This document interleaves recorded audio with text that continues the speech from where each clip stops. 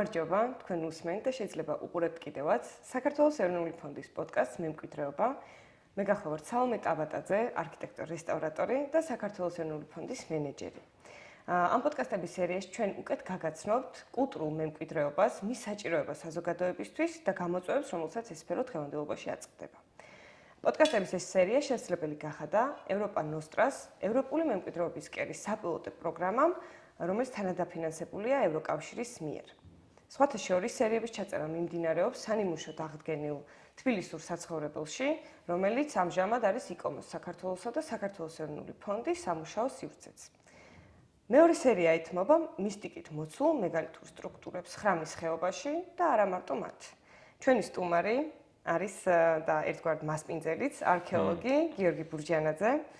ის მრავალი წელი მონაწილეობდა არქეოლოგიურ ექსპედიციებში საქართველოში და ასევე მონაწილეობა აქვს მიღებული კულტურული მემკვიდრეობის მონაცემთა ბაზის შექმნაში, რომელიც ძალიან დიდი მასალაა კვლევარებისთვის. დეტალურად მის საქმიანობისა და ზოგადად მეგალითების თემაზე ის თავად მოგვიყვება.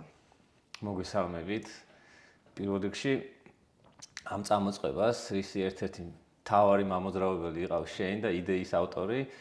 მივესალმები და უსურვებ, რომ ძალიან დიდი წარმატებით გაგრძელდეს, როგორც ეს უკვე მეორე სერიის ჩაწერაა, ხო? მე მგონი ხო და სურვილი მექნება, რომ ძალიან ბევრი, ძალიან საინტერესო ადამიანი გყავდეს სტუმრად და ბევრი ძალიან საინტერესო ინფორმაცია მოვისმინოთ ამ პოდკასტიდან მემკვიდრეობის შესახებ. მიზანიც ეს არის. კი და ძალიან გულშემატკივრობთ, უკვე გულშემატკივრობთ. ხო, რაც შეეხება, ჩემს შესახებ, კი, ამდენად არქეოლოგი ვარ, დავამთავრე ორჯერ ილიას უნივერსიტეტი და შემდგომ უკვე ბევრი წელი 2008 წლიდან უკვე 9-დან უფრო ზუსტად ექსპედიციებში აქტიურად ვარ ჩართული და ასევე სწორად აღნიშნეთ, რომ კულტურული მემკვიდრეობის დაცვის ეროვნულ სააგენტოში ბევრი წელი გავატარე საინფორმაციო სისტემების სამსახურში ძალიან მაგარ პროფესიონალ ადამიანებთან, ჩემს მეგობრებთან და მათთან ერთად მუშაობდით კულტურული მემკვიდრეობის მონაცემთა ბაზის შექმნაში.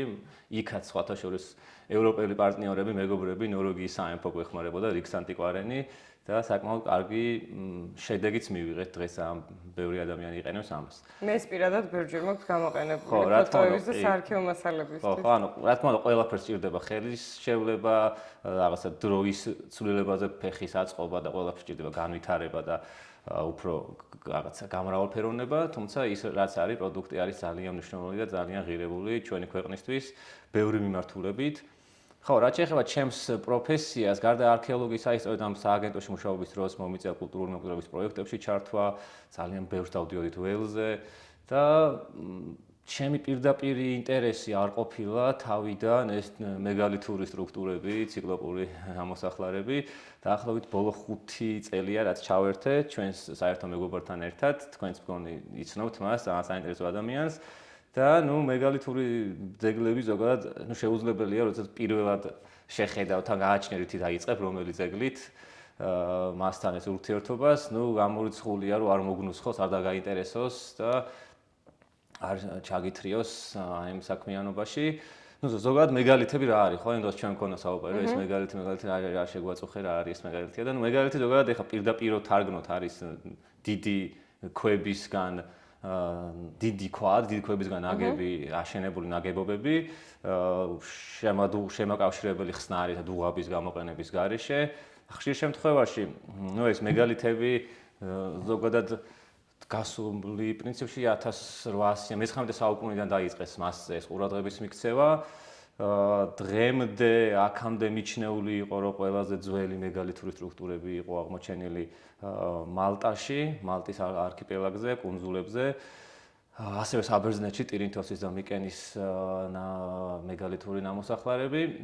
თუმცა დღემდე ბევრი საინტერესო კვლევა მიმდინარეობს, მათ შორის ჩვენ მეზობელ თურქეთშიც და ალბათ უძველესი მეგალითური ნაგებობა აქამდე რაც ეს მეცნიერულად გამოკვლეულია და დათარიღებულია, სწორედ ამ ტერიტორიაზე ფიქსირდება. მეგალითებს ასევე ძალიან საინტერესო ისტორია აქვს ზოგადად მეგალითებს. რა ყველგან აბსოლუტურად მთელი მსოფლიოს მასშტაბით მეგალითები გვხვდება ყველგან, ჩრდილოეთ სამხრეთ პოლუსს არ გულისხმობ და ასევე ავსტრალიაზე კონტინენტზე არ არის აღმოჩენილი მეგალითური ძეგლები, თუმცა გვხვდება ყველგან, ძალიან ბევრი არის სამხრეთ ამერიკის კონტინენტზე, ასევე ძალიან ბევრი არის ევროპაში, ბრიტანეთში, ესპანეთში, საფრანგეთში, იტალიაში, იაპონიის სანაპიროებზე, იაპონიისკენ არის, ინდო, ჩინეთისკენ, ანუ საკმაოდ ბევრი აფრიკაშიც არის, საკმაოდ ბევრია ეს სხვადასხვა ზოგ შემთხვევაში საკმაოდ რაღაც გავსავებიც აქვს თქვა რაღაც მიმართულებით. ხო, მეგალითები საინტერესო არის იმით, რომ თითქმის ყველგან აი ამ სხვადასხვა კონტინენტზე ადგილობრივი მოსახლეობა მეგალითების მშენებლობას მიაწერს ზებუნებრივი ძალის მქონე არსებებს, რაღაც გოლიათებს, ციკლოპებს და კიკლოპებს და ასე შემდეგ. აი მაგალითად ტირინთოსის ნაქალაქარზე სტრაბონი წერდა, რომ ეს გოლიათების ციკლოპების აშენებული არის. ანუ ციკლოპები და კიკლოპები ეს თითქმის ერთი ტიპი არის ბერძნული მითოლოგიიდან ესე ვთქვათ, ნახევად ღმერთები არიან ფაქტიურად. ჰესიოდეს თეოგენიაში ციკლოპები არიან ცალთვალა გოლიათები, სამი ძმანი, ბრონტოსი, სტეროპი და არგიპირაგმონი, რომლებიც ასევე ბუნების ძალებთან არიან დაკავშირებული, ვინც ამ მეგალითებს აშენებს. ასევე არის საინტერესო არის, რომ მალტაში მეგალითური შენობების ამშენებლებადაც ციკლოპები მიიჩნევიან და საერთოდ მალტის ორდენის იონტების ორდენის ვიცე-კანცლერი ჯაკომო აბელა თავის მალტის აღწერაში წერს, რომ მალტაზეო ცხოვრობდნენო სიცილიიდან ჩამოსული ციკლოპების შთამომავალი გოლიათებიო და მათი აშენებული არისო და ძალიან ბევრი მეგალითური ძეგლი არის იქაც კი. და ქართულ რეალობაში ეს გოლიათები შეგვიძლია შევატაროთ ქართულ მითოლოგიაში. კი, აი საინტერესო გადასვლა იყო. ქართულ რეალობაში, როდესაც თავიდან ჩავერთეთ და დავიწყეთ რაღაცების კითხვა, რაღაც ისტორიებს ვისმენდი, ნუ ძალიან ბევრი საინტერესო კავშირი არის თუ ვინ არის, ჩვენთანაც უამრავი არის მეგალითური ძეგლები. სხვათა შორის ციკლოპები ვახსენეთ და რადგან მათ მიეწერებათ ზოგიერთ ქვეყანაში მეგალითების აშენება, ამიტომ მეორენაირად ციკლოპური ძეგლებიც ქვიათ, ანუ ციკლოპების მიერ აშენებული ნაგებობები. ჩვენთან საქართველოში ბევრი გვხდება, საკმაოდ ბევრი გვხდება და მათ აღშენებლებად მიჩნეულები არიან, რა თქმა უნდა, დევები და ასევე მიჩნეულები არიან გმირები. აი მაგალითად ჩვენ გასვლა გვქონდა სამშვილდისკენ ერთად ვიყავით, ის ალგეთის ხეობაში არის ერთ-ერთი ჩემთვის ესეთი საინტერესო ძალიან მეგალითური გამაგრებული ციხე კედელი, რომელიც შემდგომში ნუ რაღაც სხვა ფუნქციითაც გამოიყენებოდა უფრო ადრეც ალბათ, ჩხიკვთას მეგალითი, რომელზეც ვახუშტი ბატონიშვილი წერს, ნუ ძალიან ისე არის განსუფრებული, რომ უზარმაზარი ქვებით არის აშენებულიო დიდროვანი ლოდითა შენი, რომელ კაცთაგან მშენებლობა არ არის შესაძლებელია, ანუ ისეთი კედელი არისო აგებულიო და შემდეგ ამას რომ უწინ ეწოდებოდაო გმირთ ნაკვეთიო, ანუ გმირების აშენებული, ანუ რაღაცა ზებუნებრივი არაბუნებრივი ძალის მქონე, ზეციური ძალის მქონე ადამიანების ან გოლიათების მიერ აშენებული გმირთ ნაკვეთი. ეს გმირთ ნაკვეთები თორის ხეობაშიც არის, თორი ბაკურიანის გზაზე არის ესეთი ნაგებობა, ქვემო ქართლის კიდე სხვა ძეგლებსაც ეწოდება გმირთები ამ დიდი ქვებით ნაშენ. ასევე ჩვენთან გაფშრებული არის კიდე ერთი აღწერა ლოდოვანები. აი გოხნარის ლოდოვანი, საუბრობთ ჩვენ გოხნარზე. გოხნარის ლოდოვანი, ბედენის ლოდოვანი, ლაკვის ხევის, ანუ ლოდოვანის ერთ-ერთი ისეთი შემდგომი სახელი არის ამ მეგალითების. და თანამედროვე მეცნიერებას თუ აქვს რაღაც თეორია გმირების და დევების გარდა კიდევ რა ტექნიკით შეიძლებოდა ეს უზარმაზარი ქვებით აშენებულიყო სტრუქტურები? ხო, თანამედროვე ანუ მეცნიერული და არამეცნიერული ჭრილი შეგვიძლია წავიყვანოთ, თვითონ მეცნიერული ჭრილი მაინც ცოტა ისეთია, შეიძლება რაღაცა ვარაუდები გამოთქვა, შეიძლება რაღაცა შენი ძენი ჩართო ფანტაზიები, მაგრამ ცოტა არამეცნიერული ჭრილში ჩვენ გვისაუბრია გრეჰემ ჰენკოკზე, ბრაიან ფოსტერზე, ხო, ნუ გრეჰემ ჰენკოკი სრული, ნუ რაღაც ცოტა ისეთი ფანტასმაგორიე წარმოდგენები აქვს, რთავს უკვე მათ მშენებლებად მიიჩნევს არა ადამიანებს, არამედ ზებუნებრივ, ანუ უკვე გამქრალ ცივილიზაციებს, იმიტომ რომ არის ისეთი სტრუქტურები, ისეთი ნათალი, ისეთი დამუშავებული, აი მაგალითად სამხრეთ ამერიკის კონტინენტზე, როდესაც ნუ ეს მეგალითების ნაწილი და ზოგადად სამხრეთ ამერიკაზე ცივილიზაციები ცოტა უფრო გვიანდელია, ვიდრე ჩვენთან, ჩვენ ქვის ხანიდან მოყოლებული 2 მილიონი წელი ჰომო გეორგიკუსების გვიყავს დმანიში და იქ სხვათა შორის საკმაოდ გვიანდელი შუა საუკუნეები,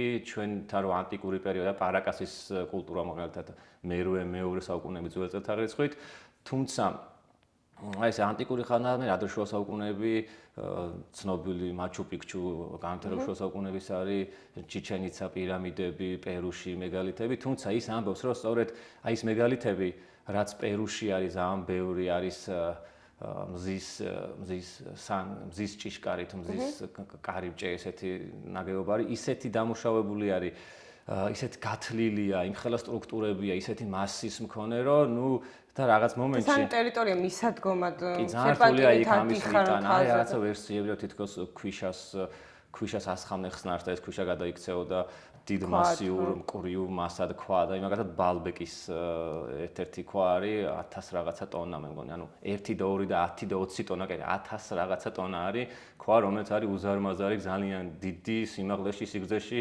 ხო, რაც შეეხება ამ გრეჰემ ჰენკოკის ამ ფანტასმაგორიულ წარმოდგენებს, ხო, მიაწერს გადაშენებულ ცივილიზაციებს, შეიძლება სხვა პლანეტიდან ჩამოსულ ზოგ შემთხვევაში თან ეს ისე ლოგიკურად ჯაჭვს აბამს და ისე საინტერესოდ საუბრობს, თან ვიდეოების რაღაც მთელი ციკლი აქვს, რომ შეიძლება მაგრამ არის სივრცეები ერთი და იგივე ამ დიდ მეგალითურ სტრუქტურებთან გვერდით, აი რო ეტყობა, რომ ადამიანის ხელით ნაგები რაღაც კედლები, სტრუქტურები.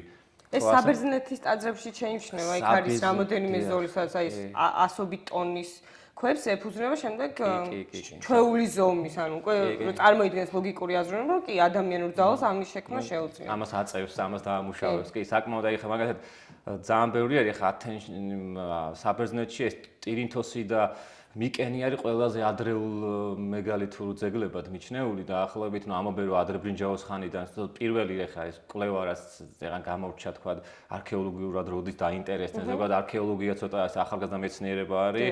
გასული საუკუნის 19-ის ბოლოს დაიწყო ეს მეცნიერება ჩამოყალიბება, კი იყო, ეხა ბაბილონის მეფე. განძის მაძიებლებიდან შეიძლება არქეოლოგია. ბაბილონის მეფე არის ერთ-ერთი პირველი მე-6 საუკუნეში, როდესაც მან სასახლის გათხრები აწარმოებინა და ძველ ნივთებს ინახავდა, თუმცა ნუ რა თქმა უნდა არ იყო მეთოდოლოგია, არ იყო სისტემატიზაცია, არ იყო ეტიკეტირება, აღწერა და ასე შემდეგ. ანუ მეცნიერებად ჩამოყალიბდა ეხა სულ ახალხანს, საუკუნე და ცოტა მეტი წელია.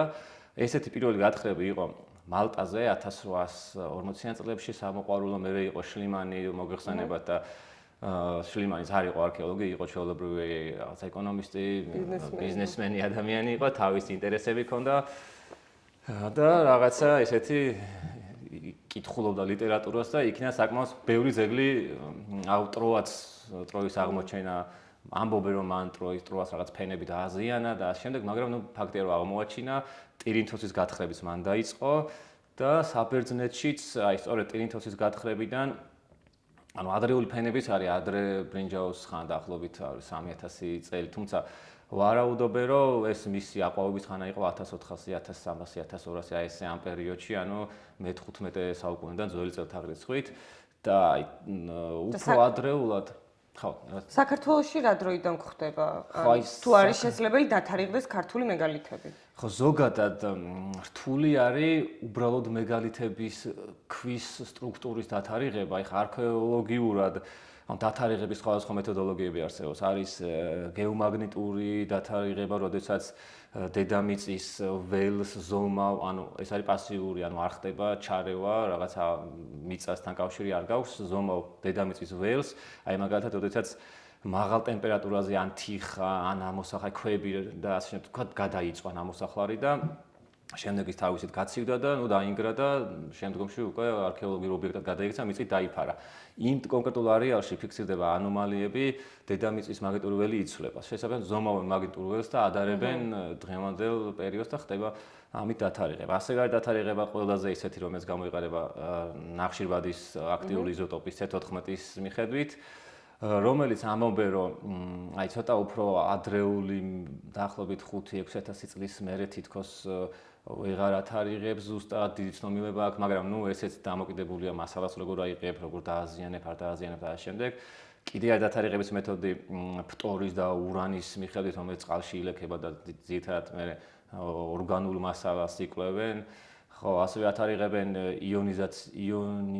იონის რაცემიზაცია დაახლოებით ესე თუ არ ვცდები ტერმინს, იმიტომ რომ ცოცხალიდან მკვდარ მოლეკულამდე გადასვლის პროცესს ზომავენ და არის სხვადასხვა მეთოდები არსებობს დათარიღებას. აი, ასე პატინის მიხედვით დათარიღება. ნუ პატინა წარმოიქმნება ესეც ორი ის არის ავთვისებიანი, კეთილსებიანი პატინები არის. გინახავთ ალბათ ბრინჯაოს ნივთებზე, ვერცხლზე. დაახლოებით აი თქვენი კედლის და ჩვენი კედლის ფერი რაც არის უკან მწვანე, ესეთი ფერის რაღაცა გარშემო ჟანგირო დავარქვათ, თქო ამ პატინის ასაკის დადგენა ხდება, მაგრამ პატინის ასაკის დადგენა არ გაძლევს ზუსტ თარიღს, იმიტომ რომ ის გეუბნება როდის წარმოიქმნა და არა ის როდის იყო ნივთი შექმნილი, ან როდის განიმარხა ის ნივთი მე ვერ გაიგებ. ხო, ანუ შესაბამისად აი ამ მეთოდოლოგიაში უბრალოდ ქვების დათარიღება ძალიან კარგი ის გვაქვს აქ აფიშა ხო, სადაც აი ეს უზარმაზარი ქვები ჩას ახლა მე უყურებ და ამის დათარიღება უბრალოდ უნდა მოახდინო მაშინ მისი ესეთი შედარებით დათარიღება უკვე სადღაც დათარიღებულ ძეგლებთან, რომლებიც რაღაც გარკვეული ძირითადად აი არტეფაქტებით, აი ესეთი ორგანული ნაშთებით ხდება ამ ყველაფრის კულტურული შრიფტებით. ნამდვილად გაძლევს რაღაც ამომწურავ ინფორმაციას პლუს მინუს წლებით, რომ ზოგჯერ უფრო ზუსტადაც 10-15 წლით, აი 14 მაგალითად და გეუბნება რომელი საუკუნეთა დათარიღებული.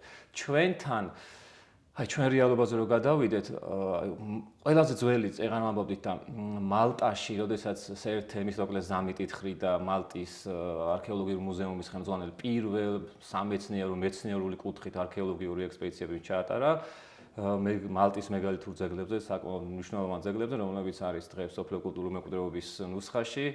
დაახლოებით აი ცხეთის ნომინაცია როგორც გვაქვს ჩვენ, რომ ერთ ნომინაციად არის სვეტი ცხოველი, ჯვარი და სამთავრო, იქაც ერთ ნომინაციად არის ამ მეგალითური ძეგლები, ძირითადად სამლოცველოებად არის მიჩნეული.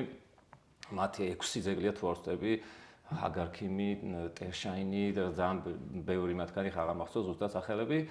და შემდგომში ჩვენთან საქართველოში როდესაც დაიწყეს ამ მეგალითების შესწავლა, პირველი მეგალითების ესე ვინც შეამჩნია იყო იოაკიმოვი, წალკის ერთ-ერთი სკოლის, თორსა და ავრანოვის სკოლის მასწავლებელი, ვინც აღწერა რომ რაღაც ყველაფრისგან განსხვავებული ნაგებობები არის აქ და წალკის ზეგანზე თრიალეთში, ჯავახეთში საკმაოდ ბევრი გვაქვს ესეთი, შემდგომში რა შეიძლება თქვათ კიდეც.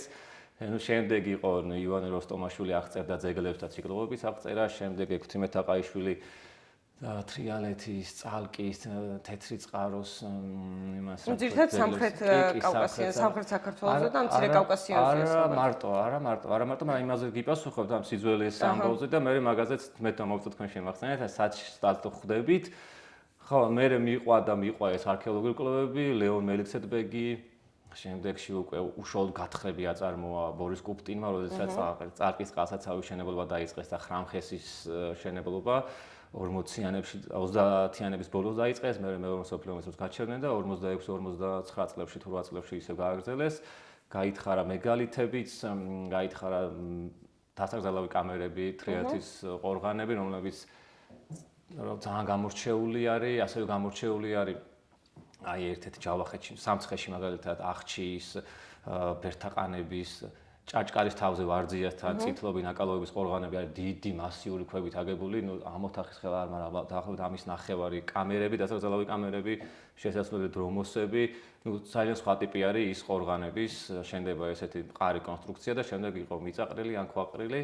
და რაც შეეხება ამ გათხრებს, შემდგომში ბევრმა ადამიანმა იმუშავა, მუშაობდნენ ამ ზურტაკეპის ყორღანებზე, ოთარ ჯაფარიძე, ბევრი ისეთი ცნობილი არქეოლოგი და 90-იანი წლებიდან უკვე თრიალეთის ექსპედიციამ საკმაოდ აქტიურად დაიწყო მუშაობა ბატონი გოდერძი ნარიმანაშვილის ხელმძღვანელობით, საერთოდ მათ გოდერძის და ბატონ დიმიტრი ჩვენ ხელა ჩვენი მეგობარია, საკმაოდ ბევრი ნაშრომი დაუბრუნდათ უკვე ერთ-ერთი პირველი ესეთი მონოგრაფიაც შემუშავდა, მანამდე პირველი მონოგრაფია მელიქსეტბეგმა გამოსცა საქართველოს მეგალითური ძეგლები 38 წელს თვარსტები და შემდგომში ეხლა უკვე რაღაც რამოდენიმე წიგნი არის დაგროვებული ბატონი გოდერძის, დიმიტრის და საკმაოდ საინტერესოა და სწორედ აი ამ გათხრებზე დაყრდნობით თარიღთან რომ მივიდეთ, საიდან დაიწყე და სად მივედი, მაგრამ საჭიროა ესეთი ინფორმაციული გამდიდრება, იმიტომ რომ ეს მისტიკით მოცული რო არ დარჩეს და რაც შეიძლება მყარად იყოს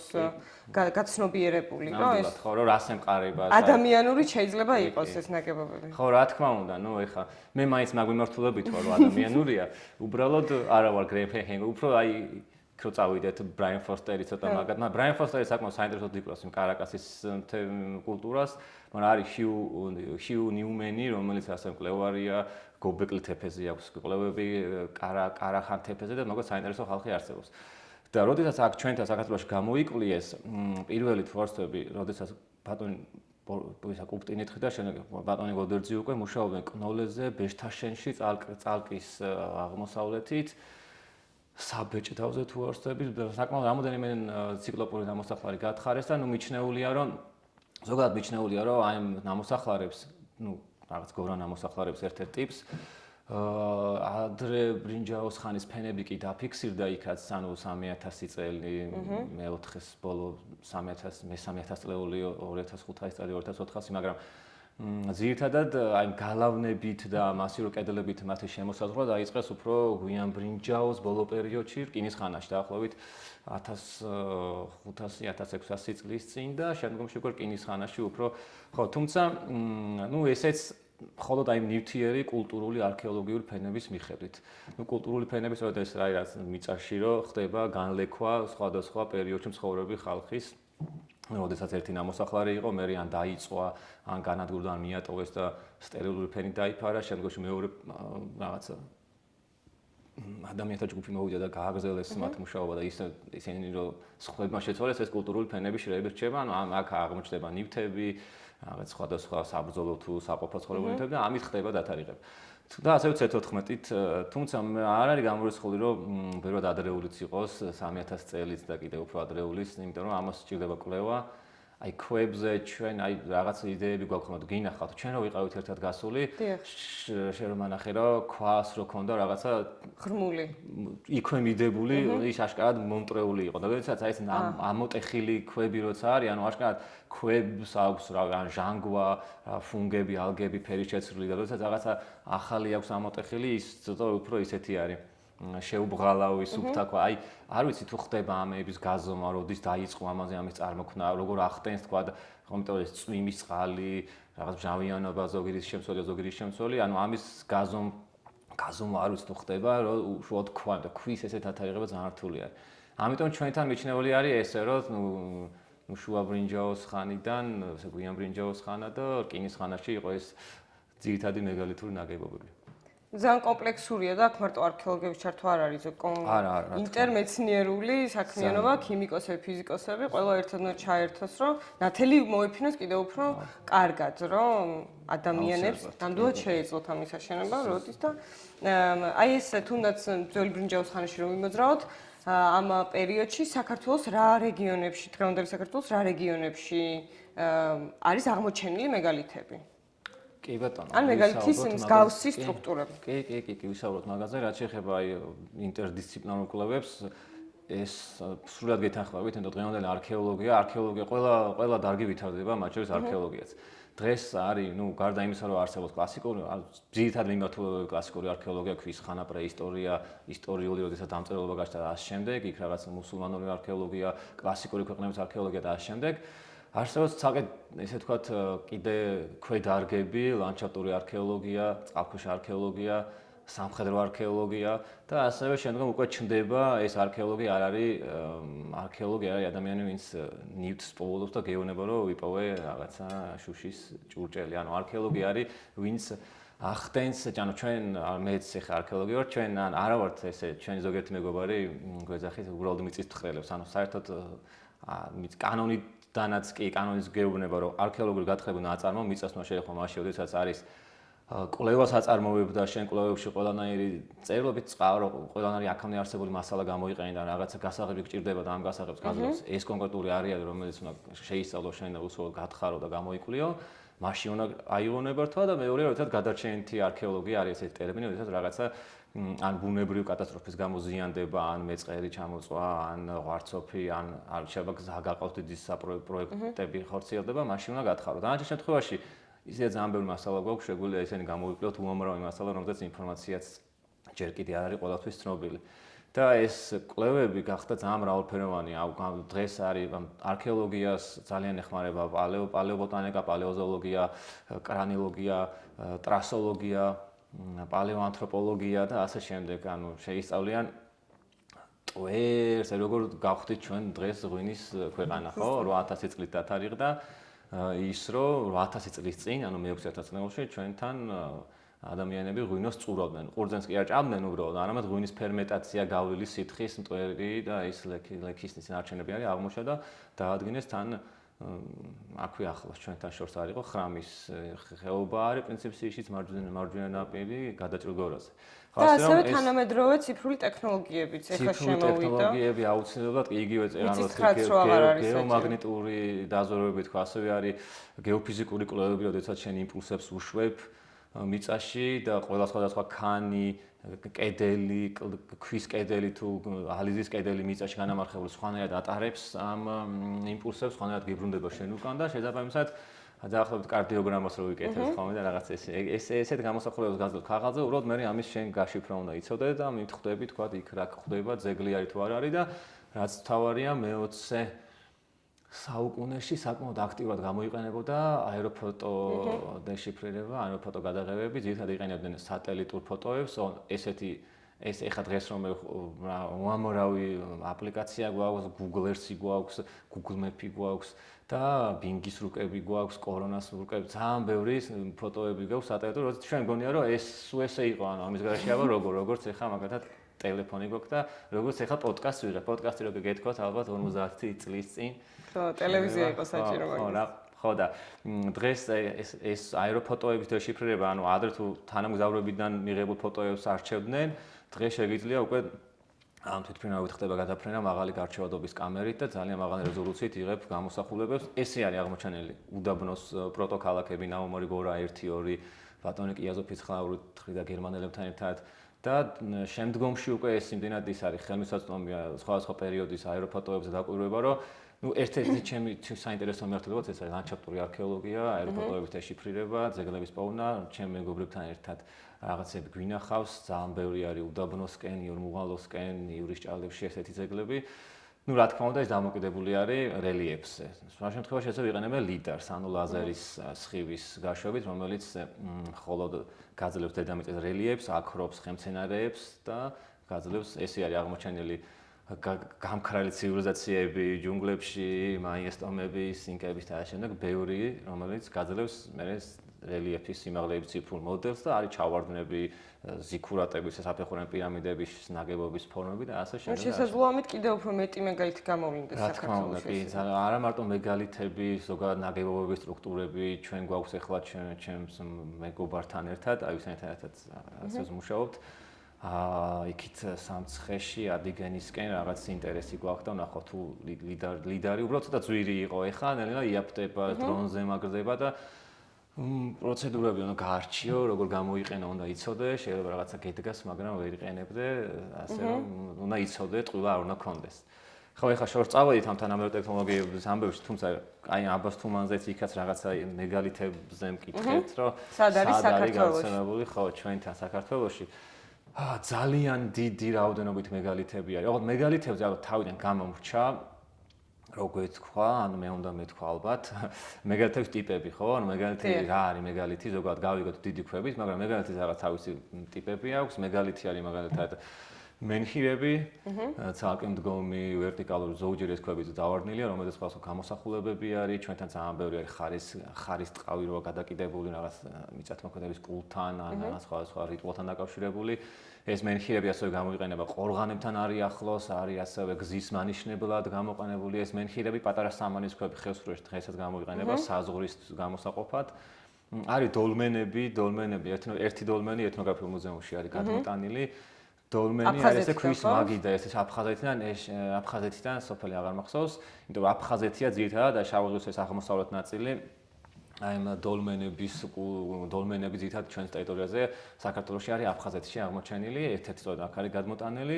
დოლმენები საერთოდ ძალიან საინტერესო არის, მიაწერენ რომ თითქოს ანუ ჯუჯა ხალხს ცანას ტომის ჯუჯებს აცანებს უშენებდნენ მეგალითს გოლიათები ამ იმეებს რა ქვია შენობებს, თუმცა ეს ცანას ტომის ჯუჯები თვითონაც იმდენად ძლიერები იყვნენ, ძალიან პატარები იყვნენ, წარმოიდგინეთ ადამიანები დადიან ტყეში ხის საჭრელად, ესენი დადიოდნენ და გვიმრა ხო იცით რომ ამხელა გვიმრის ტოტებს ჭრიდნენ ეგრე როგორც ხეს, თუმცა იმდენად ძლიერები იყვნენ, ირემი შეეძლო მოიგდო ზურგზე და წამოიყვანა და ესენიც აშენებდნენ თავისი აი ამ რაღაც ცხოველებისთვის აცანგუარები, ღია სადგომები, დღემდე შემორჩენილი არის ესეთი სადგომები, მეგალითური ღია სადგომები.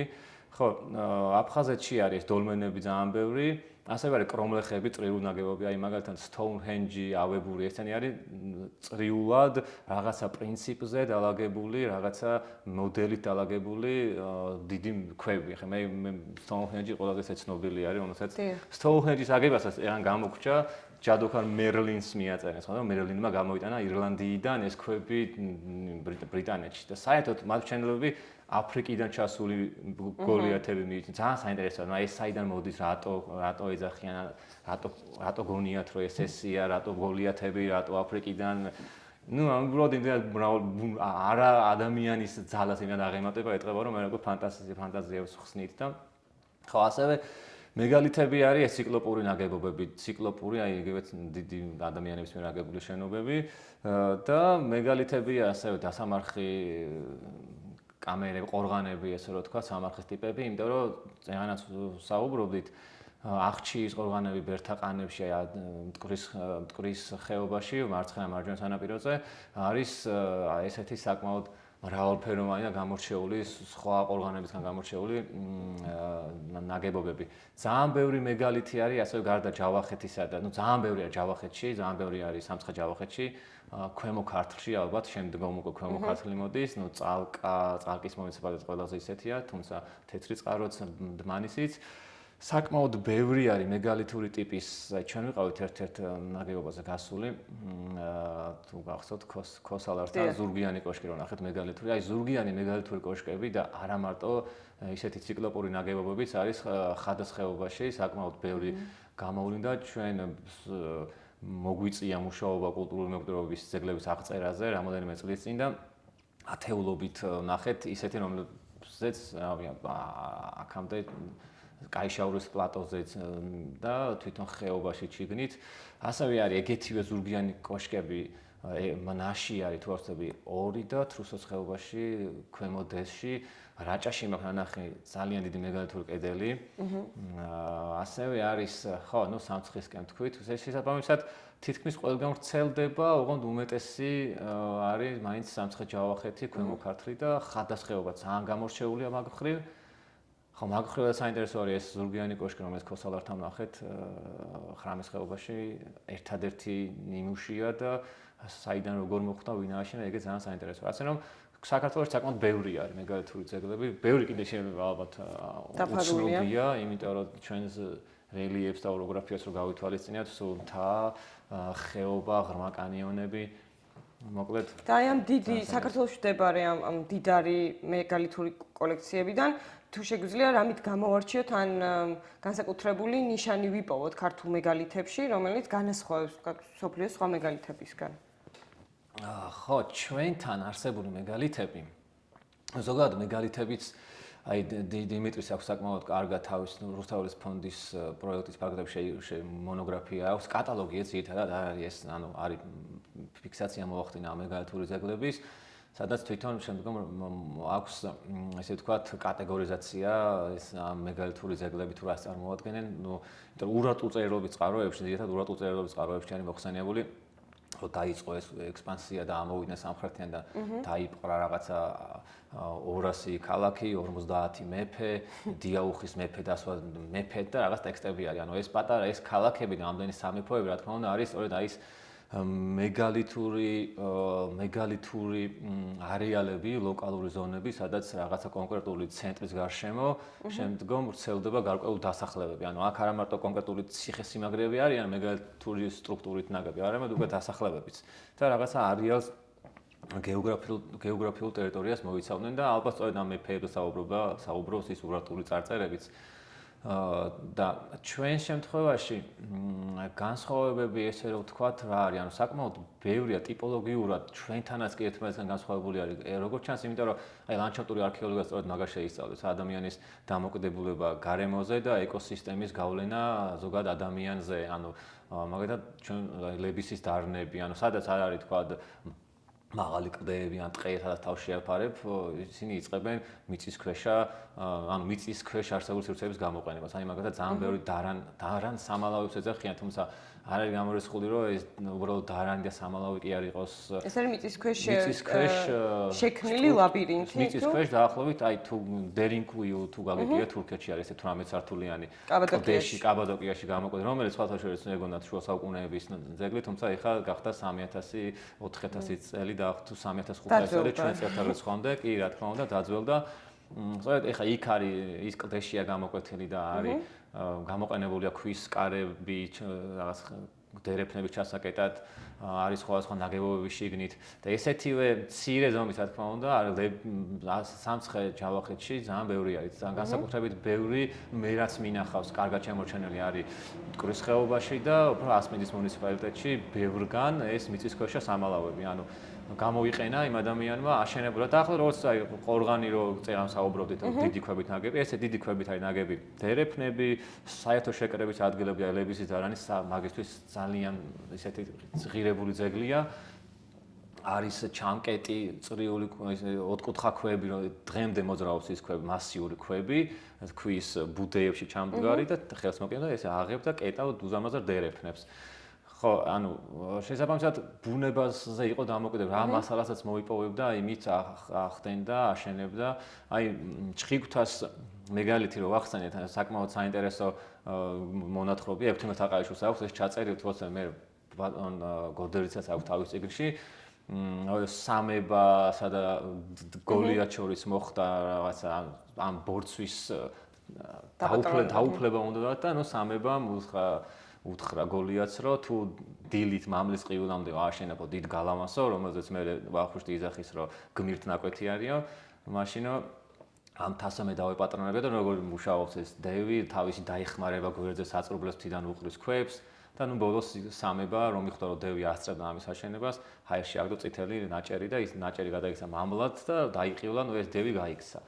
და დარჩა მთა სამებას იქ ცალკე არის რომ ამ მამალში და სამებაში რაღაც ზოროასტრული და ქრისტიანული რელიგიის სინთეზი არის რომ ზოროასტრის ანუ აჰურამაზდას როლი არის მორგებული სამებაზე, მამალი აჰურამაზდას ქმნილებაა და ბნელი ძალებისგან, აჰრიმანის ბნელი სულებისგან იცავს ხალხს და მოკლედ საინტერესო ყველაფერი, ანუ ესე იგი ის სამებას ციხეც რომელიც დღეს ეკლესია შუა საუკუნეების საკმაოდ საინტერესო, მანამდე ზოროასტრული კულტო, მსახურების და რელიგიის რაღაც ცენტრი იყო და მანამდეც კიდე შეიძლება რაღაც ყოფილიყო, ხო? ანუ ასე რომ ეს თუ დიდი ქვებით ნაგები არის ჩხიკვთა, არის ციკლოპური ნამოსახლარი, რომელიც არ არის სავალდებულო, რომ მაინც იმხელა ქვებით იყოს ნაგები, რომ ადამიანმა ვერ აწიოს. ასე თქვა, ორმა ადამიანმა შეიძლება ავწიოთ ის ქვები, ანუ მაინც ქვების ზომაში უკვე აღარ არის აი ციკლოპური ნამოსახლარების პრინციპი, იმიტომ რომ სტრუქტურებით არის ციკლოპური, თავისი მშრალი წყობით, თავისი რაღაც განსხვავებული რა ქვია, რელიეფით და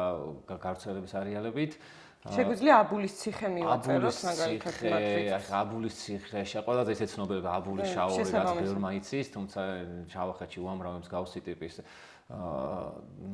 ის მეგალითები არის, თეჯიში მაგალითად ლიპის მეგალითები, გალავნებით. ხო, ეს მეგალითებთან სხვადასხვა არის რელიგიური ცენტრები, საცხოვრებლები, აბულის ციხე და შაურის ციხე, ჩვენ კი ციხეს ვეძახით, მაგრამ ეს ციხე ისე არ უნდა გავიგოთ, როგორც თავდაცვითი ხერთვისის ციხე ან თმოგვი არის დღემდე მსჯელობენ თუ რა შეიძლება ყოფილიყო, რა ფუნქცია შეიძლება ქონოდა, რაღაც არიტუალო ცენტრი, რელიგიური თავშეყრის ადგილი, ასე შემდეგ, რაღაც კონკრეტული არეალის მაკონტროლებელი თემის ცენტრი თუ ასე შემდეგ. ნუ დღემდე ხო ეს რაღაც კავშირები მათ შორის ერთმანეთთან აქვთ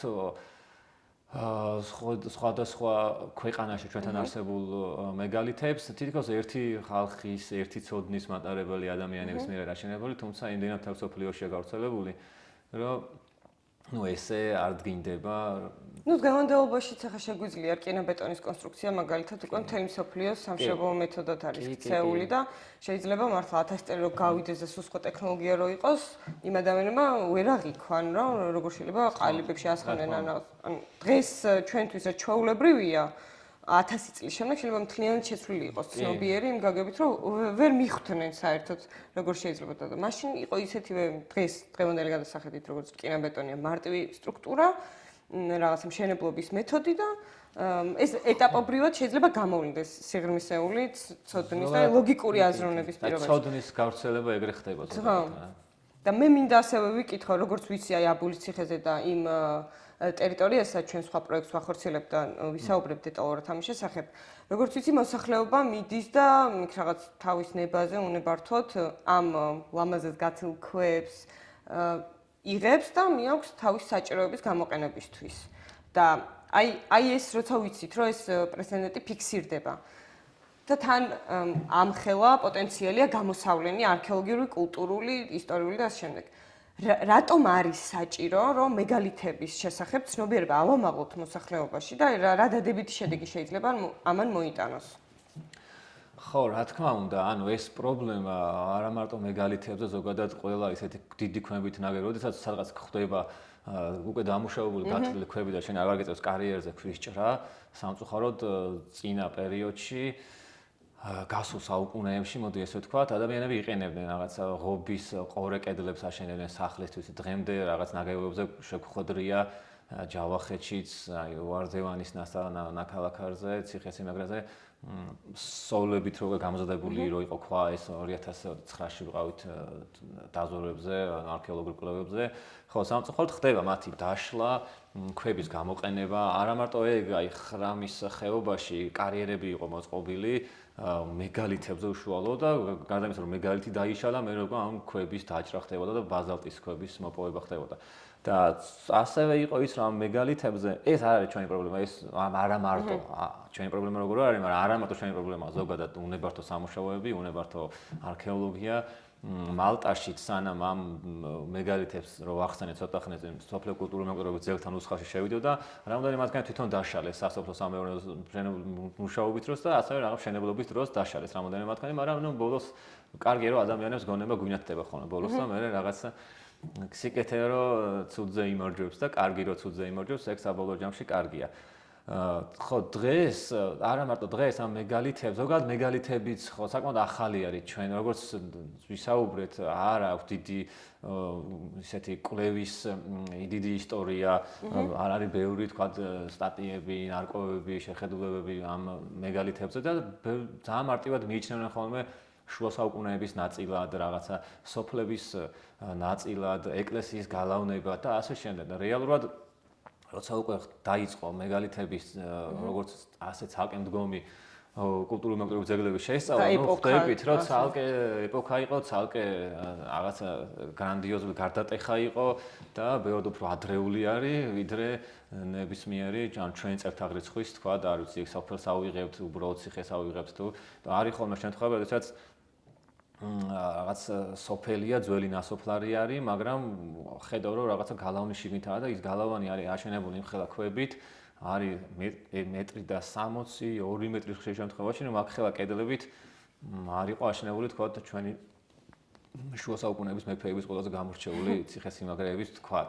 შესაბამისად, აუცილებელია რომ ხალხს ბევრს გონია რომ უბრალოდ კედელია, მაგალითად, ხო, ნუ ეხლა თუ არა ხარ ამ სფეროში დაინტერესებული, მე არ ვძახი რომ უნდა იყო არქეოლოგია ან ისტორია, შეიძლება უბრალოდ ხარ ამ სფეროთი დაინტერესებული და იმდენი იკითხე და იმდენი ისწავლე, რომ არ გჭირდება დიპლომი, უკვე ისე გაცნობიერებული ხარ. უბრალოდ ამ ხალხს რო გავაგებინოთ, რომ ეს უბრალოდ ქვაყრილი შეიძლება არ იყოს უბრალოდ ქვაყრილი და იყოს ქვაყრილიან სამარხი ან ყორღანი. ეს კედლები არ არის თქვა გუშინდელი კედლები და რაღაც 60-იანებში მიტოვებული ან ერეკლეს დროს, იცით რომ ერეკლემ ჩამოასახლა მთელი ხრამის ხეობა, მაგალითად რომ ვერ გიცავთ და ჩამოდით თბილისთან ახლოს ვიცხოვრეთო და ქალაქს ჩამოასახლა, ამ დროს მიტოვებული სოფლები და თუნდაც მაგ დროს მიტოვებულიც რო იყოს, ამას უნდა გაუფრთხილდე, დაიცვა, კულტურის ნაწილია და არქეოლოგია და ძეგლი. ქვეყანაში არ არის მე-15 საუკუნის ნამოსახლარები. ჩვენ გქონდა ეგ ეხა მეც რო ჩავაბარე, დიდი ხნის წინ კი არ ჩავაბარე, მაგრამ შუა საუკუნეები თითქოს ისე რაღაცნაირად არის, რომ რაც უფრო ძალიან ძველია, მე არქეოლოგიაზე რო ჩავაბარე, ყველა მეკითხებოდა ოქრო ვიპოვე თუ არა, ანუ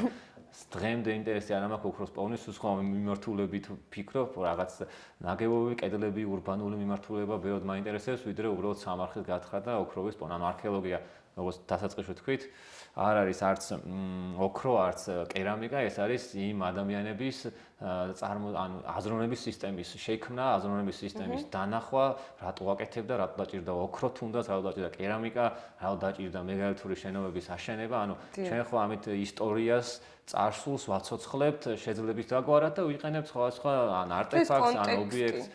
კონტექსტი იქნება და როგორც დღეს საერთაშორისო ურთიერთობები განსაზღვრავენ ძალიან ბევრ ფაქტორს, მაშინდელი ეს მალტაში შექმნილი კონტექსტი, თურქეთში შექმნილი კონტექსტი და საქართველოშიც უკავშირდებიან ერთმანეთს და კიდევ უფრო მყარდება ის, რომ მსოფლიო ყოველთვის იყო ერთიანი და ყოველთვის იყო კავშირები და განცალკევებული კულტურები არ არსებობს. ესეთი საზღვრები არ ქონდა, ყველა ვიღაცაზე გავლენას ახდენა, მაგალითად საბერძნეთში გაქონდათ რკინის შემცველი მადანი აქედან და ჩვენგან, იმიტომ ძალიან ბევრი ანთიმონის შემცველი მადნები არის რაჭაში და საკმაოდ ბევრი ესეთი კავშირები არის, ღებში ნაპოვნი გვაქვს, ნაპოვნი არის ბატონი გობეჯიშვილი თქვი და სკარაბეები, რაღაცა ჩინური ფაიანსი გვაქვს ნაპოვნი, ნაწარმი, ასე რომ ეს კავშირები მუდმივად რაღაცა დონეზე არსებობდა, ამას ბევრი ადამიანი იკვლევს, საინტერესო კვლევებიც არსებობს ამასთან დაკავშირებით. და დღეს რა პროექტები ხორციელდება იმისთვის, რომ აი მეგალითების შესახებ ცნობიერება ამაღლდეს და ხალხმა შეძლოს განსხვავება მეგალითურ კედელს და ჩვეულებრივ კლდეს შორის მაგალითად.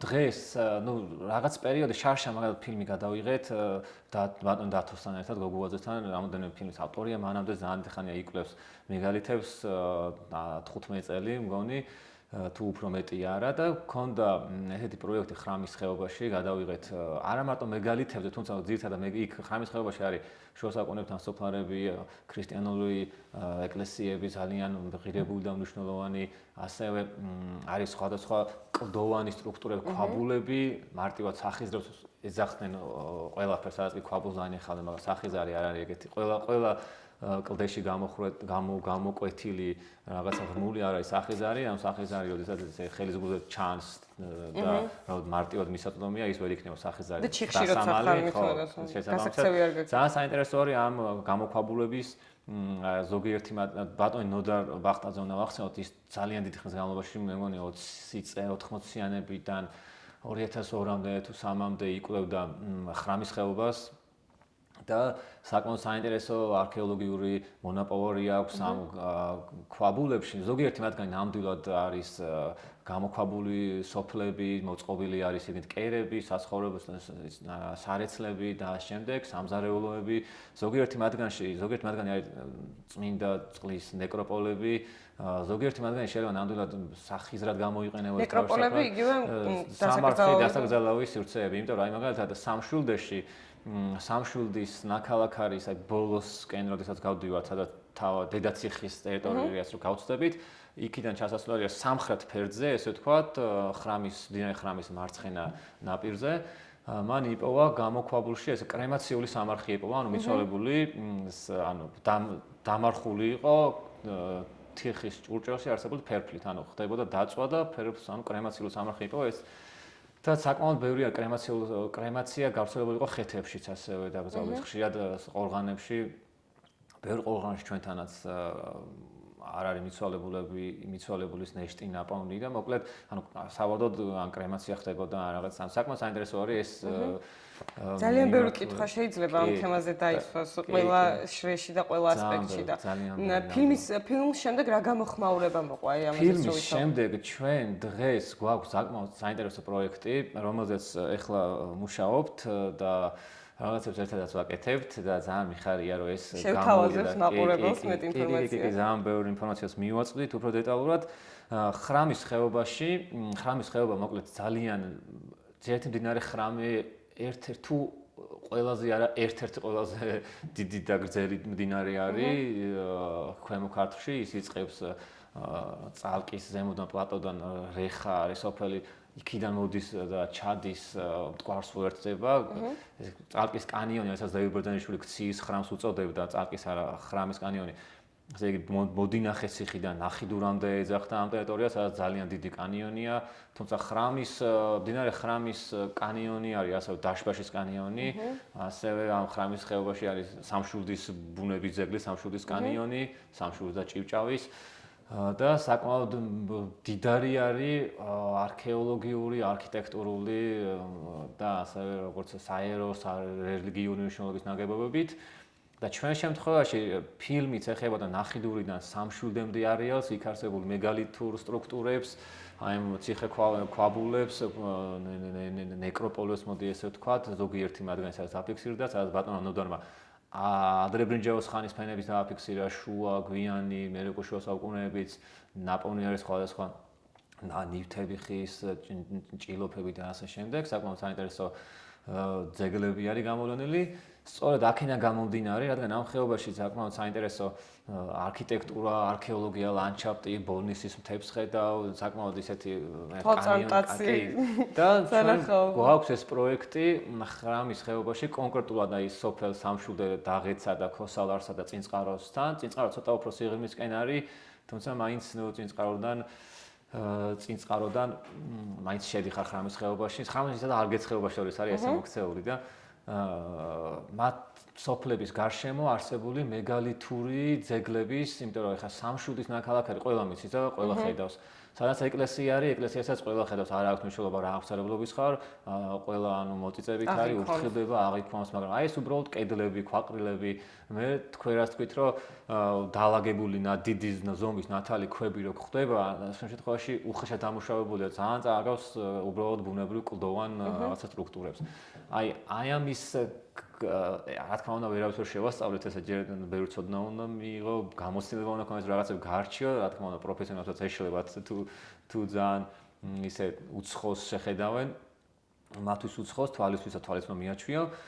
გვინდა რომ აი ამ ადგილობრივი მოსახლეობას, აქ არის ქართული მოსახლეობა, აზერბაიჯანული, სომხური და მათთან ერთად ჩვენ გვინდა რომ ეს კულტურული მემკვიდრეობა, რომელიც არის ჩვენი ქვეყნის მოქალაქეების ყველასი დასაცავი, გასაფრთხილებელი, გასაძლიერებელი, მომავალთაობის გადასაცემი და მოსავლელი, გვინდა რომ ეს ერთად ჩავერთოთ და მათთან ერთად გვაქვს ფილმის ჩვენება ქონდა რაღაც პატარა სალექციო, რაღაც პრეზენტაციასავით, კიდევ იგეგმება ეს პრეზენტაციები. საველე გასვლები იგეგმება მათთან ერთად უფროსი ასაკის სკოლის მოსწავლეები და ადამიანები, ვინც თუნდაც ჩვენი თაობა, ვის დაინტერესებული იქნება, რომ მათთან ერთად კონკრეტული ძეგლები გვაქვს შერჩეული. აი არ მინდა რომ გამომჩეს დაღეთის მეგალითური კედელი, რომელიც ჩვენ ნახეთ, გადავიღეთ, დროინთაც გადავიღეთ და ძალიან შთამბეჭდავია. გვინდა რომ აი ამ ძეგლებთან დაკავშირებით ინფორმაცია მივაწოდოთ ბევრ ადგილობრივ ჩვენს უსაყვარლეს მეგობარს, არ ვიტყვი ვის და შეიძლება მოусმინოს მე ამ პოდკასტთან, მე რატომ ახსენეო, რომელიც იქიდან არის რეალურად მისი ფესვები იმ არეალიდან იმ სოფლიდან არის ის კედელი ნანახიც კი არ ქონდა, იმიტომ რომ როგორც ჩანს ხალხი არ აქცევს ყურადღებას. შეიძლება ვიღაცას რა თქმა უნდა ნანახი ექნებოდათ, იმიტომ რომ არქეოლოგიური ძეგლები და თქვა აღმოჩენები ხდება მაშინ როდესაც თქვა დაადასტურებს მეცნიერი რომ აქ რაღაცა ვიპოვე, მაგრამ ის იმ ხალხისთვის უკვე დიდი ხნის წინ ნაცნობი უბრალოდ არ აქცევენ ყურადღებას, ჩვეულებრივი ქვების გროვა და ასე შემდეგ. ამიტომ გვინდა რომ ამ ადამიანებს მიუწოდოთ ეს ინფორმაცია, ვანახოთ თუ რა კავშირები აქვს სოფლიოში გავრცელებულ აი ამ კულტურასთან, რომ ჩვენს ამის რაღაცა ნაწილი გვაქვს, ჩვენს გვეთქმის სიტყვა, ჩვენ ძალიან საინტერესო ძეგლები გვაქვს და გვინდა რომ ეს ერთიან ჭრილში მათ დაინახონ, მიხვდნენ თუ რა ღირებულ მნიშვნელოვან და მდიდარ გარემოში ცხოვრობენ.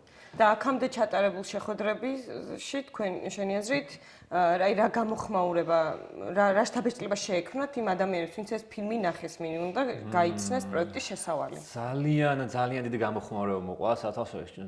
კი ჩვენ მევიულობდით როგორ მიიღებდნენ ეხლა თბილისსა რო ჩადიხარ, სადღაც ხშირად არის ხოლმე რომ ანუ არ მიგიღებენ ესე მეგობრად, რაღაც არ მოგისმენთ, თუმცა ძალიან დიდი გამოხმაურება მოყვა, ძალიან დიდი ინტერესი მოყვა, ძალიან ბევრი კითხვებიც დაისვა და რაც თავარია არის მზაობა, რომ ამ პროექტში ჩაერთვებიან მთელი სულით და გულით. ეხლა უბრალოდ ამინდებს ველოდებით, დღევანდელ დღეს ყველა ვიცით თუ როგორ ისე თოლიანობა არის ჩვენთან და ამინდების გამოსვლასთან ერთად უნდა წავიდეთ ველზე, შევკრიბოთ, ძალიან დიდი დაინტერესება გამოხატა ახალგაზრდა თაობაში და მათთან ერთად უკვე ერთად გავართ ველზე, გვაქვს რაღაც აქტივობები დაგეგმილი, არ მინდა რაღაცებს წინასწარ გავუსწრო და მე ამ ყველაფერს ალბათ ეროვნული ფონდის სხვადასხვა წყაროებიდან, სოციმედიიდან და ასე შემდეგ გავავრცელებ და მოვუყურებ. საბოლოო მიზანი რა არის ამ პროექტის? ანუ რა იქნება კულმინაცია? დიდი გამოფენა გვინდა მოვაწყოთ და აი იმ გამოფენაზე რა გვექნება, მაგას გამოფენაზე როცა მოვახალხი. მე ვეთქვით, იმიტომ რომ ეხლა რა ვთქვათ, მე ინტერესს დაკარგავს. და მე მაინტერესებს ასევე, აი, მეგალითები მხოლოდ არქეოლოგიური სამეცნიერო პოტენციალის მქონე სტრუქტურებია თუ აქ სხვა ასპექტები შეიძლება გაიშალოს, სხვა მხრითაც შეიძლება სარგებლობა მოუტანოს ქვეყანას. მეგალითური სტრუქტურების შესწავლამ და პოპულარიზებამ. მეგალითურმა ძეგლებმა, რა თქმა უნდა, იმდენად მნიშვნელოვანია, იმდენად მრავალფეროვანია, არაფერ ჩამოვარდება არც ერთ რაღაც არქეოლოგ, ანუ საერო თუ რელიგიურ დანიშნულების ნაგებობებს. ძალიან დიდი ინტერესი შეიძლება გამოიწვიოს დღეს, აი რო ახსენეთ ჩვენ ბრაიან ფოსტერი, გრეჰემ ჰენკოკი, ადამიანები, რომლებიც უზარმაზარ რაღაცა ჯერ სალექციო კურსებს ატარებენ და ძალიან დიდ სარგებლოს ნახულობენ თელესოფლის მასშტაბით ტურებზე დაყავთ ხალხი, ანუ ექსკურსიებზე მიდიან, ანახებენ, უყვებიან თუ რა ღირებულება აქვს, თუ როგორი შთამბეჭდავია, თუ როგორი ძველია, რაღაცა თუ რა ცოდნა რო თქვათ, რომ ჩვენი რაღაც ცივილიზაციის ჩვენი წინაპრების აშენებულია, თუ რა ცოდნა გააჩნდა ჩვენ წინაპრებს, რა ტექნიკურ რაღაც იმას ფლობდნენ, მახასიათებლებს. საკმაოდ დიდი ღირებულების მომტანი შეიძლება გახდეს ადგილობრივი რეგიონის. ეხლა ხრამის ხეობის მაგალითზე რომ ვიმსჯეროთ, ხრამის ხეობა ჯერ ერთი თბილისთან არის ძალიან ახლოს. მეორე არის სამი ესეთი რაიონული ცენტრის მარნეული, ბოლნისის და თეთრი წყაროს შუაშია ეს კონკრეტული მონაკვეთი. ნუ ზემოთ წალკაც თუ ავიღებთ მთლიანად და ავიღებთ ამ კანიონს, თქვა ნახიდურიდან წალკამდე 90 კილომეტრამდეა. აი ამ რაიონული ცენტრების შორის არის გზა არის საკმაოდ ცენტრალური გზა არის საკმაოდ კარგი მოწესრიგებული, მარტივად ხელმისაწვდომია. შეგიძლიათ ბოლნისიდან გადმოხვიდეთ დისველიდან, ჩახვიდეთ, ამოხვიდეთ ხრამის ხეობაში, ნახოთ იქ არსებული ბევრი მეგალითები, იფნობი, აქეთ წრაუთში, ბალახაური, ნახიდური. არის ძალიან ლამაზი ლანდშაფტი, აი მტკვრის ხეობას რო გადაჰყურებ, როდესაც ჯავახეთიდან ადგები, ზუსტად დაახლოებით ამას გავს ეს რაღაცა თები, გარშემო მზის ჩასვლა და მზის ამოსვლა არის ძალიან ლამაზი.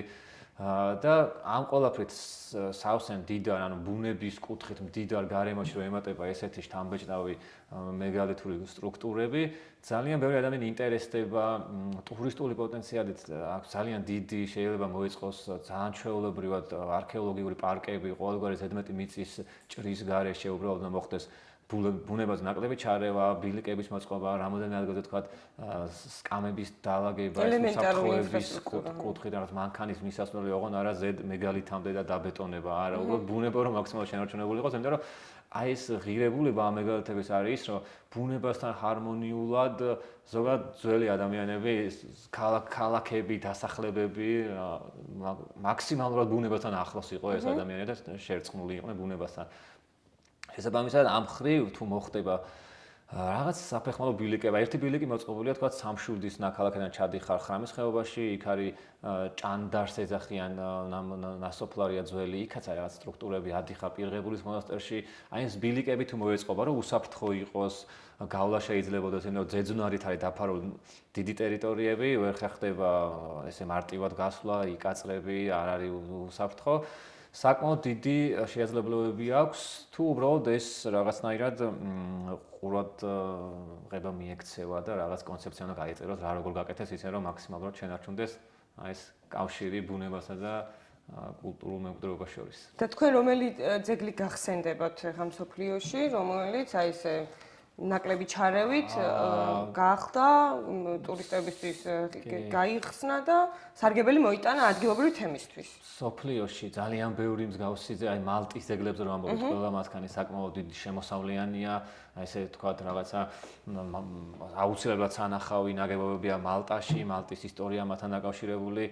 ასევე არის მაგალითად Stonehenge-ი რო ახსენეთ, ავებური მაგალითად არანაკლები ძეგლი. Stonehenge-ი უფრო დიდი არის ავებური მაგალითად, სადაც მიდიხარ ნახულობ, ახსენეთ გობეკლი თეფე, გობეკლი თეფემ საერთაშორისო იმდენად დააძველა პირველი მეგალითური ძეგლად, ალბათ ეგ არის მიჩნეული. დაახლოებით გვიანი მეზოლითი, ნეოლითის პერიოდი არის 9200 წელი, 9500 ძველი წელთაღრიცხვით. ეს გობეკლი თეფე მარტო არ არის, იქ ძალიან ბევრი თეფეები არის, ბორცვები, მთები, კარახან თეფეც მსგავსი არის.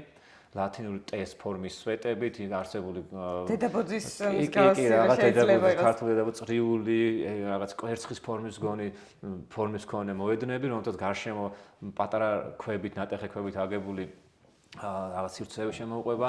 დღეს ესეც არის და გობეკლით ეფეც გადახურულად თორემ რაღაც ტყავის ნაჭრის მქონე საბურველით და არის საკმაოდ ისეთი საინტერესო სანახავი ტურისტული ობიექტი და ძალიან ბევრი ადამიანი ჩადის. ასე რომ ძალიან ჩვეულებრივად შეიძლება საკმაოდ ისეთი სარგებლის მოტანა, ზოგადად კუთხის რაიონის კულტურული მემკვიდრეობის შესახებ ცნობიერების ამაღლება. რავი, პერუში ძალიან ბევრი ესეთი ძეგლები არის, მექსიკაში მაგალითად. საერთოდ მიწასთან იყო გასწორებული, მოდი ესე ვთქვათ, დაფარული იყო მაჩუ-პიქჩუ და როცა აღმოაჩინეს 1900-იან წლებში 70% თავიდან აღადგინეს და დღეს ალბათ ერთ-ერთი ყველაზე ესეთი მონახულებადი თავისი ბუნებაში ინტეგრირებული და გამომდინარე კი. ასე რომ ბევრი ძეგლი არსებობს, რომლებიც საკმაოდ საინტერესოა, მრავალფეროვანია და საკმაოდ დიდი სარგებელი მოაქვს ტურისტული კუთხით, კულტურული მემკვიდრეობის ცნობადობის ამაღლების კუთხით სოფლიოში. მე პირადად ძალიან ბევრი კითხვა დამრჩა ეხლა რომ ის დასმას მინდა და უფრო სიღრმისეულად გაცნობა ამ საკითხის, მაგრამ დასასრულისას მაინც გეტყვი შენ რომ თუ გაქვს რაიმე კომენტარი ან აზრი ან სურვილი, რაც გინდა რომ თქვა. ხარა, თემა არის იმდენად დიდი, იმდენად მრავალფეროვანი. შეიძლება რაღაც ძალიან ისეთი კვლევები არ აქვს მიზღვნილი, ისე დაინტერესებული, ისეთი ანუ არ ყოფილა თქვა აქამდე თქვა აქტიურად, თუმცა საკმაოდ ბევრი წელი ჩამოთვალეთ ჩვენ მაგალითად პირველი დაინტერესებიდან და ინტენსიური კვლევები 90-იან წლებიდან, როდესაც თრიალეთის არქეოლოგიური ექსპედიცია ბატონი გოდერძის თაოსნობით წიგნები გამოიცა, დღეს ბევრმა უკვე ჯავახეთი უფრო ისეთი აქტივი, ძირითადად ჯავახეთის მეგალითურ ძეგლებზე აქვს ინფორმაცია ჩვენ ქვეყნის მოსახლეობას საქართველოში, თუმცა არანაკლები არის იგივე ქვემო ქართლში, არანაკლები არის საინტერესო თქვა ხადას ძეგლებიც მეგალითური და ზოგადად კულტურული მემკვიდრეობა ჩვენს ქვეყანაში ძალიან მრავალფეროვანი კულტურული მემკვიდრეობა გვაქვს და ეს ძალიან სასიხარულოა, იმიტომ რომ მართლაც ეს 2 მილიონი წლის წინანდელი, 1.8 მილიონი წლის წინანდელი არქეოლოგიური მონაპოვრები, ადამიანის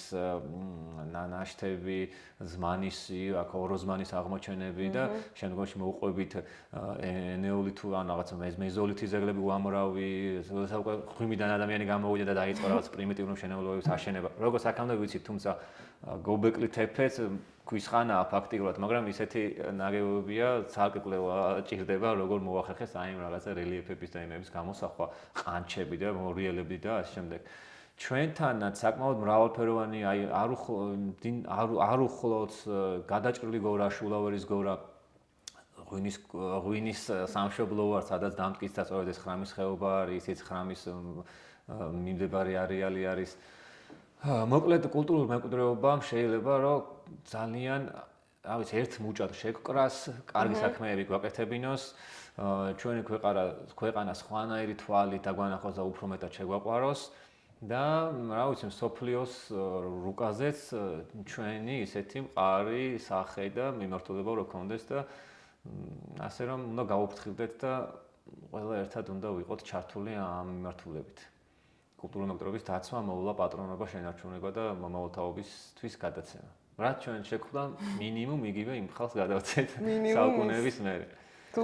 და მადლობა მინდა გითხრათ ასევე ძალიან მადლობა ამ წამოწყებისთვის, პოდკასტების სერიისთვის და ვიმედოვნებ, რომ მე აუცილებლად ჩაუждები და ეხლა პირველ სერიასაც ვნახავ, ჯერ ამით დავიწყებ და მე მეორესაც ვნახავ, ანუ რა ვისაუბრეთ და როგორ რა არის და რას ვამახვილებთ ყურადღებას და შემდგომში, არ ვიცი, ძალიან ისეთი გულშემატკივრი იქნება თქვენი. პირიქით მადლობა გიორგი, დროის დათმობისთვის, ესეთი დეტალური ინფორმაციის მოწოდებისთვის. შევხვდებით სხვა მეგალითების განხილვისას. კი, ძალიან კარგი იქნება, ძალიან ბევრია და ასე რომ. მადლობა ჩვენს მაყურებელს, რომელმაც თვალი გვადევნა, გვისმინა მთელი ამ პერიოდის მანძილზე. პირადად მე იმედი მაქვს, რომ ახალი ინფორმაცია მიიღეთ და საერთოდ ეცდებით, რომ კიდევ უფრო სიღრმისეულად გაიცნოთ, რამ ხელს სიღრმეა საქართველოს ისტორიაში და არქეოლოგიაში და რამდენად ბევრ რაღაცაზე უნდა ვიზრუნოთ ჩვენ ყველამ ერთად. კიდევ ერთხელ მადლობა.